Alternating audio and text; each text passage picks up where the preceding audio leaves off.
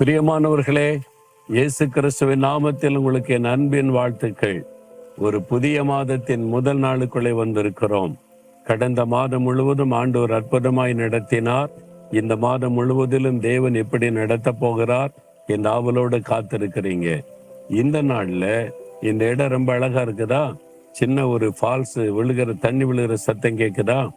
இது ஜப்பான் தேசத்தில் இருக்கிற டோக்கியோ பட்டணத்தில் இருக்கிற ஜாப்பனீஸ் கார்டன். இது ஜப்பானுடைய மக்கள் கார்டன் அமைச்சு அப்படிதான் இருக்குமா. உலகத்தில் எங்க போனாலும் ஜாப்பனீஸ் கார்டன் அப்படின்னு சொன்னா அங்க பாறைகள் இருக்கும், சின்ன ஒரு ஃபால்ஸாவது அமைப்பாங்க.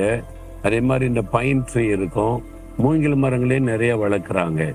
இங்க உள்ள சில வீடுகள்ல பெரிய பணக்காரங்க தங்களுக்கு சொந்தமா வீடு கட்டும்போது கூட இதே மாதிரி கார்டன் அமைப்பை உருவாக்கி வைக்கிறாங்க. இது அவங்க அமைக்கிற ஜாப்பனீஸ் கார்டன். அங்கிருந்து கொண்டு உங்களோடு நான் பேசுகிறேன். சரி, ஆண்டவர் எனக்கு என்ன வாக்குத்தத்தம் வைத்திருக்கிறார் நினைக்கிறீங்களா? யாக்கோபு 4:7 பிசாசுக்கு எதிர்த்து நில்லுங்கள், அவன் உங்களை விட்டு ஓடி போவான். சாத்தானுக்கு எதிர்த்து நில்லுங்கள், அவன் ஓடி போவான். உங்களை கண்டு உங்களுக்கு முன்பாக சாத்தான் ஓடி போவான். இதான் வாக்குத்தத்தம். நம்முடைய வாழ்க்கையில நிறைய தீமைகள், பாடுகள், பிரச்சனைகள், நெருக்கங்கள், உபத்திரவங்களை நாள்தோறும் சந்திக்கிறோம். வீட்டுக்குள்ள பிரச்சனை, வேலையில பிரச்சனை, பிசினஸ்ல பிரச்சனை, ஊழியத்துல பிரச்சனை, ஒவ்வொரு நாளும் போராட்டங்கள், நெருக்கங்களை சந்திக்கிறோம். இதுக்கெல்லாம் யார் காரணம்? நம்ம சில சமயத்துல சுத்தி இருக்கிற மனிதர்கள் என்று நம்ம நினைக்கிறோம். அப்படி அல்ல. நாம் எதிராளியாகிய பிசாசானவன் என்று வேதம் குறிப்பிடுகிறது. அவன் தான் நம்முடைய எதிராளி. நம்ம தேவனுடைய பிள்ளைகள் ஆனதுனால எதிராளியாகிய பிசாசு நம்ம மேல கோபம் கொண்டு நம்மளை டிஸ்டர்ப் பண்ணி ஏதாவது ஒரு பாதிப்பை உண்டாக்கி கொண்டே இருக்கிறான். சரீரத்துல வியாதியை கொண்டு வரலாம், பயத்தை கொண்டு வரலாம், ஒரு நஷ்டத்தை, இழப்புகளை கொண்டு வரலாம் இந்த போராட்டம். அப்ப இது எப்படி ஜெயிக்கிறது அப்படின்னு கேட்டீங்கன்னா, ஆண்டவரே இந்த மாதிரி பிசாசு அப்படி பண்றான், இப்படி பண்றான், உதவி செய்யுங்க, அப்படி ஜெபிச்சா நடக்காது. ஆண்டவர் சொல்லாரு, எதிர்த்து நில்லு மகனே, எதிர்த்து நில்லு மகளே, ஓடி போவான். நீ என் பிள்ளை, என் மகன், என் மகள், உனக்கு அதிகாரம் கொடுத்திருக்கிறேன்.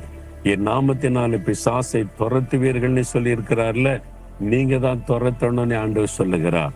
அப்படிதான் ஒரு மகள் பாருங்க, ஆண்டவர் பிசாச போராட்டமா இருக்கு, உபத்திரமா இருக்குது, நீங்க இறக்க செய்யுங்க, விடுதலை கொடுங்கன்னு அழுது ஜெபிக்கிறாங்க, உபவாசம் பண்ணி ஜெபிக்கிறாங்க, ஒண்ணும் நடக்கல.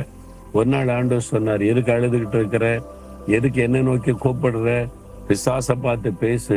என்ன பேசுறது? ஆண்டவரை துரத்து போ, என் வீட்டுல உனக்கு அதிகாரம் இல்லை, நான் ஆண்டவருடைய பிள்ளைன்னு சொல்லு, அந்த அதிகாரம் உனக்கு தந்திருக்கிறேன், நீ தான் பிசாச துரத்தணும், அந்த அதிகாரம் உனக்கு நான் கொடுத்திருக்கிறேனே, அதை பயன்படுத்தன்னு சொன்னார்.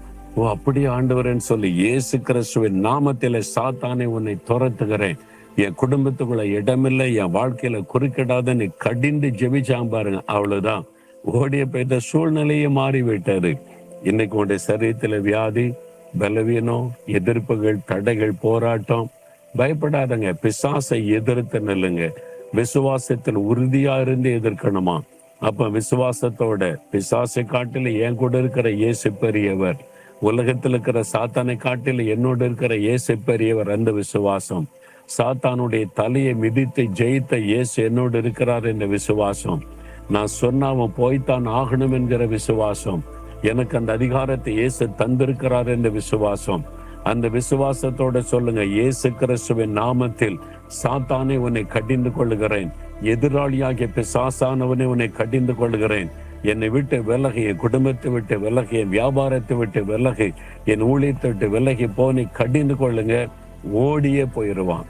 நீங்க பிசாசு அப்படி பண்றான், இப்படி பண்ண அழுதுகிட்டு இருந்தா உங்களே தான் சுற்றி வருவான். அதனால இந்த மாதத்திலிருந்து, இந்த நாள்ல இருந்து வாழ்நாள் முழுவதும் இந்த பழக்கத்தை வைத்துக் கொள்ளுங்க.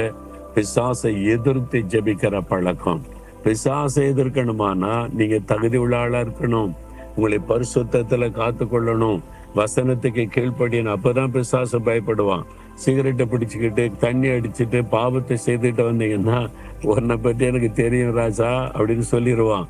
அதனால ஆண்டவருக்கு நம்ம நல்ல ஒப்பு கொடுத்து பரிசுத்தமா நடந்து கொண்டு பிசாசை எதிர்த்து ஜெபிக்கணும். சரியா? இப்போ சொல்லுங்க, வலதுகரம் வைத்துங்க, பொல்லாத சாத்தானே, எனக்கு விரோதமாய், என் குடும்பத்துக்கு விரோதமாய், என் தொழிலுக்கு விரோதமாய், என் வேலைக்கு விரோதமாய், என் ஊழியத்துக்கு விரோதமாய் எழும்பியிருக்கிற உன்னை இயேசு கிறிஸ்துவின் நாமத்தில் துரத்துகிறேன். என் வழிகளை விட்டு விலகி போய் என்று உனக்கு கட்டளை கொடுக்கிறேன். இயேசுவின் ரத்தத்தை தெளித்து உன்னை கடிந்து ஜெபிக்கிறேன். எங்களுடைய குடும்பத்தை விட்டு, என்னுடைய பிள்ளைகளை விட்டு நீ விலகி போய் இயேசுவின் நாமத்தில். ஆண்டவரே, நீர் ஜெயம் தந்து விட்டீர், அற்புதத்தை பார்க்க போகிறேன். அதற்காய் ஸ்தோத்திரம். இயேசுவின் நாமத்தில் ஜெபிக்கிறேன் பிதாவே. ஆமேன்.